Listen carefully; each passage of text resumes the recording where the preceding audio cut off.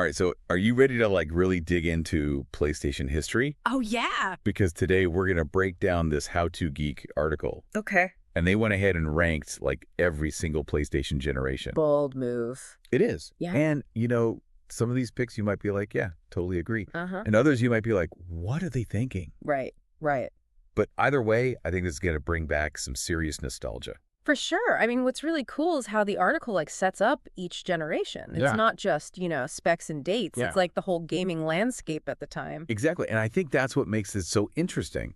So Yeah. let's just jump right in to the most controversial pick, I think. Okay.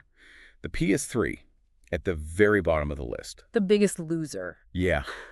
They really did not hold back. And, Wow. it's a controversial pick. It is. But the article does a pretty good job, I think, of explaining, why. Yeah. It wasn't just that the hardware, maybe wasn't as powerful as people hoped. Mm. It was the reason behind that. Okay. That cell processor. Right. Super ambitious. But it ended up being really, really hard for developers to work with. Oh, totally. And, you think about it, the PS3, on paper, it was a beast. Yeah. But all that complexity meant, a lot of games really struggled to hit that smooth 30 frames per second that, we've all come to expect. It's a huge difference. It's a huge difference. And for anyone who's into emulation, trying to, recreate a console on a PC or something. Right. PS3 was a nightmare. Oh, yeah. Because of that unique architecture. Totally. And it just makes it that much harder to revisit those games today. Right. You think about backwards compatibility. Yeah. A lot of those PS3 games are still stuck on that original hardware. Not cool. Not cool. But, okay, so full disclosure, the comment section on this article was on fire.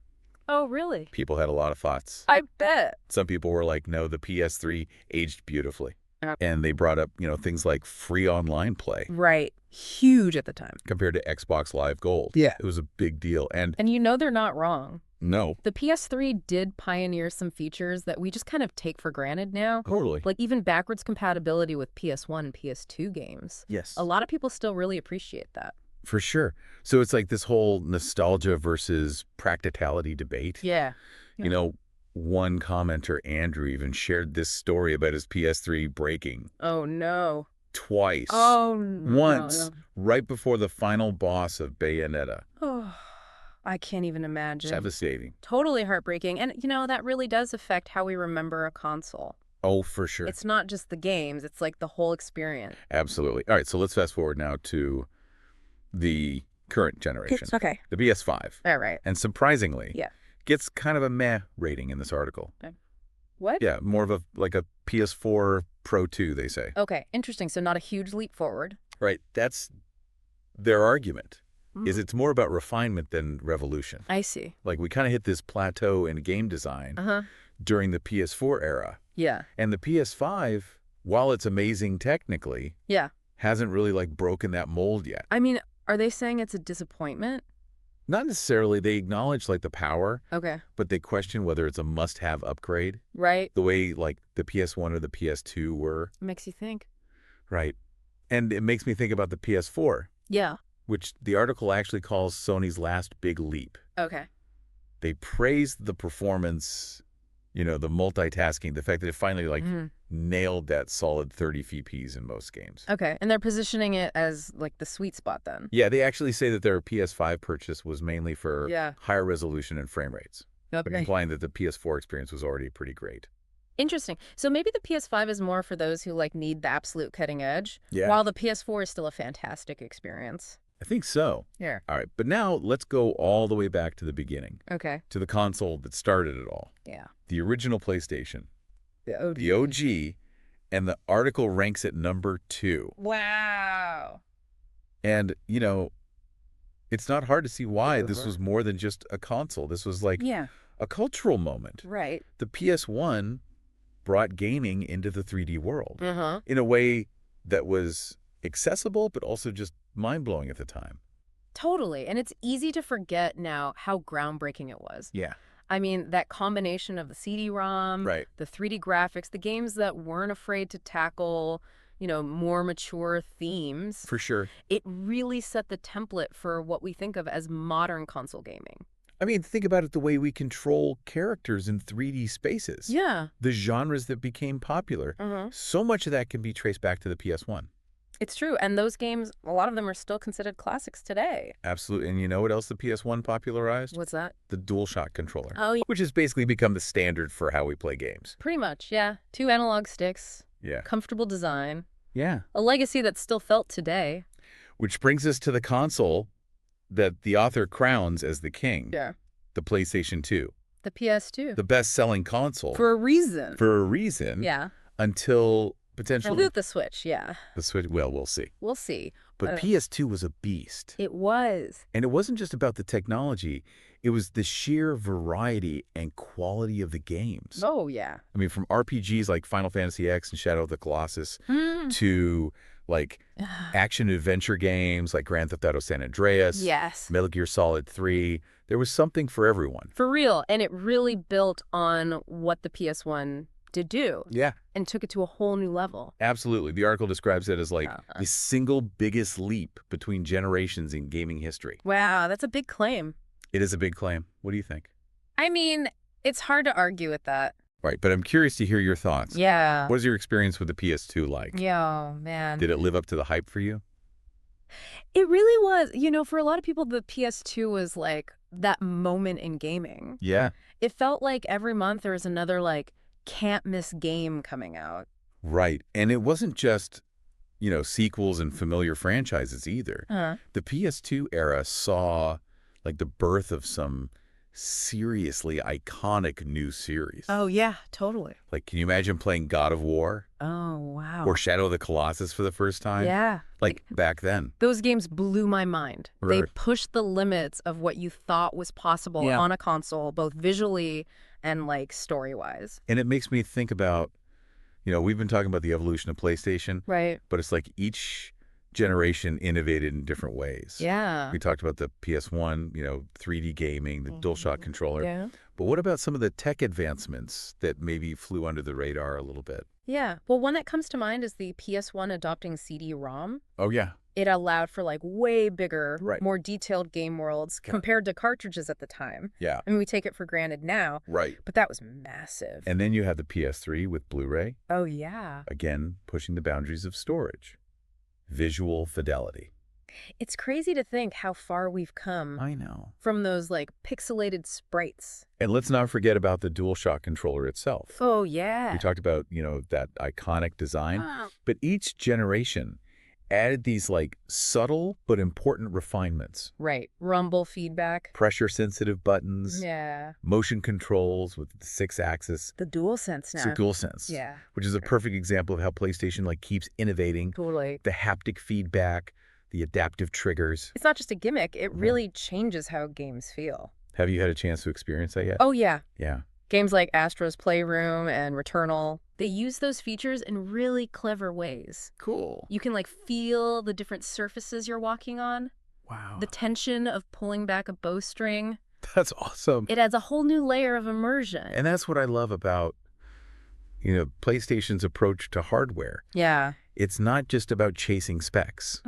It's about making the experience of playing games more engaging, more immersive. Exactly. And speaking of immersion, we can't forget about online gaming. Oh, yeah, for sure. The PS2 had some early experiments. Right. But it was really the PS3 that embraced that connected world. With the PlayStation Network. Yeah. Do you remember how big of a deal it was to be able to play online with friends? With anyone. With strangers from all over the world. It was a game changer. And it wasn't just multiplayer either. Right. I mean, the PlayStation Network opened up this whole world of digital content. It's downloadable games. Expansions. Social features. Your console was suddenly more than just a gaming device. Right. It was like a portal to this whole connected entertainment universe. And that's just continued with the PS4 and the PS5. Oh, yeah. I mean, online gaming is like baked into the PlayStation experience now. Yep, spawned esports. Created these massive online communities, changed how developers even design games. For sure. Yeah. But, you know, even with all the advancements in online gaming, PlayStation hasn't forgotten about single-player experiences. They've delivered some of the best single-player games ever. Absolutely. Yeah. I mean, you think about Uncharted. The Last of Us. Horizon Zero Dawn. Ghost of Tsushima. cinematic masterpieces. Yeah. Pushing the boundaries of storytelling and game design. And a lot of those are PlayStation exclusives. Oh, yeah. Which have become a huge selling point for them. It's true. Like, they understand that offering these unique experiences that you can't get anywhere else is key to building a dedicated fan base. It's worked. It has. I mean, those exclusives have really shaped the console wars. Yeah. Given PlayStation an edge-driven brand loyalty. And it's a reminder that ultimately the games are what matters. Yeah. Like, no matter how powerful a console is, if the games aren't there, what's the point? What's the point? Right. And PlayStation has always understood that. They've consistently put out just a ton of great games, both exclusive and multi-platform, that have kept players coming back. I think it's that combination of technical innovation, compelling game design, and really understanding what players want. Right. That has made PlayStation such a force in the gaming world. It's a legacy. It is. So as we reflect on all the ways PlayStation has shaped gaming, what stands out to you the most? Is it a specific game, a technological advancement, or maybe just a particular moment that like solidified your love for PlayStation? You know, it's crazy. Each PlayStation generation has such a different vibe. Oh, yeah. Different memories. And for me, I think it was the PS2.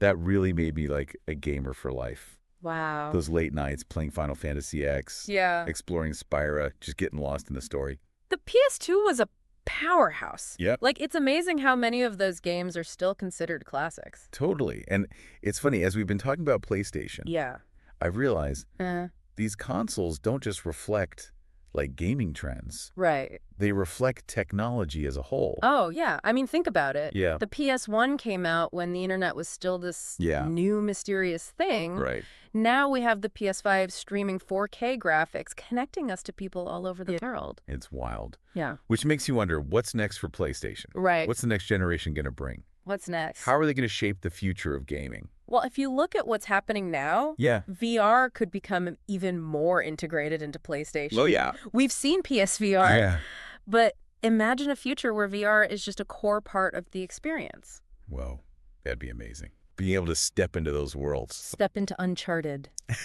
Oh, man, sign me up. And with cloud gaming, you know, maybe PlayStation games will be on any device. Right. As long as you have good internet. Imagine playing God of War on your phone. Yeah. On the go. Crazy. But that brings up a good question, though. Yeah. Will we even need consoles anymore? Right. Will it all be streaming? It's hard to say. Yeah. I think some players will always want dedicated hardware. Yeah.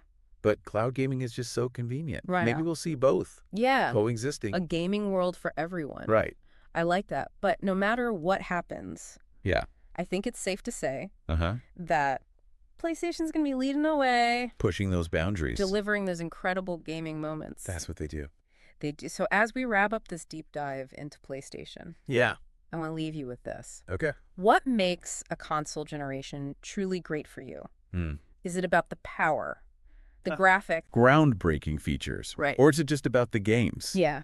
And the experiences they create? I think each generation has its own special thing. Yeah. Its own defining moments. For sure. But ultimately, it's that emotional connection. Right. The games that stay with us, you know, long after we've put the controller down. The memories? The memories with friends and family. Yeah. That's the magic of PlayStation. Well said. And on that note, we'd love to hear your thoughts. Yeah. What are your favorite PlayStation memories? What defined your experience? Head over to our social media. Yeah. Share your stories. Let's hear them. Until next time. Yeah. Keep on gaming.